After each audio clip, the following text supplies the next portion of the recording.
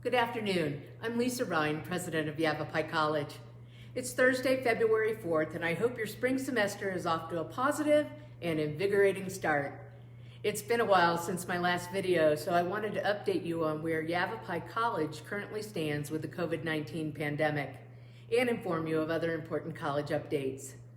I plan to provide these videos once a month throughout the spring semester. Yavapai College is currently holding steady in the orange phase of its COVID-19 reentry plan. As was the case last fall, we're strictly adhering to the safety protocols outlined in our COVID-19 operating manual. We do this to ensure that we provide safe learning and co-curricular environments to all students, employees, and visitors. I know that the orange phase is still very limiting on what we are allowing to be done in person. We've been conservative in our approach throughout this entire process, and for a good reason. Protecting people from this virus is essential. It's important to our leadership team, and it's important to me. With that being said, I want you to know that the executive leadership team and I are looking very closely at the data in Arizona and Yavapai County. We are meeting bi-weekly to assess our operations, and I can tell you we are very hopeful, just like you are, that the light at the end of the long dark tunnel is coming.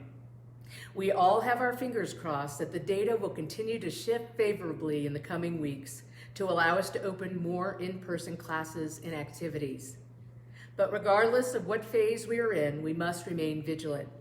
Our safety protocols are working to mitigate virus spread throughout the college community. So I urge you to continue to follow these protocols at all times on YC campuses and centers.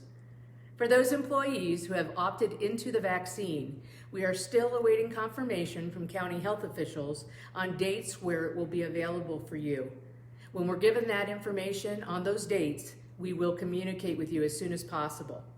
You can expect to see that information soon. Any employee who did opt into the vaccine but already received it through a personal appointment should notify Angie Gasser to remove yourself from our list. As always, please use the information on our reentry website as guidance when making decisions on whether to come to one of our campuses and centers. And I thank you all in advance for your continued efforts in protecting yourself and others. And now for some non-COVID college-related updates. Registration for spring full-length and first 8-week classes is closed, but registration for second 8-week classes is open. These classes begin after spring break on March 22nd and run through the final 8 weeks of the semester. For a full list of classes, visit yc.edu/8week. And students, you should be receiving a bi-weekly Need to Know email. These are essential items for students to pay attention to help you navigate through important dates, deadlines, and activities. In addition to the email, you can view the information at yc.edu/need to know.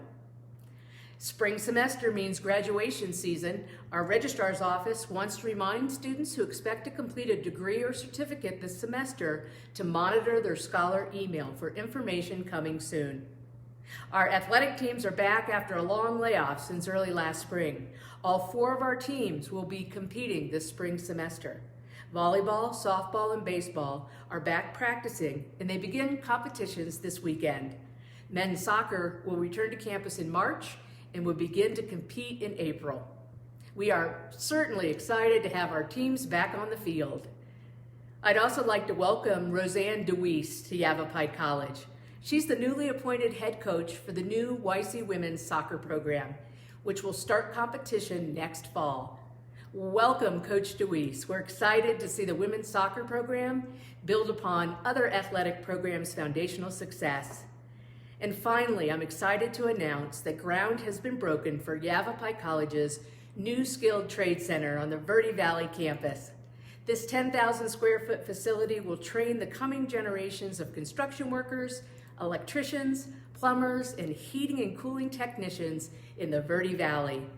We are excited to share this facility's progress throughout the spring and summer, and it will be open this coming fall for classes.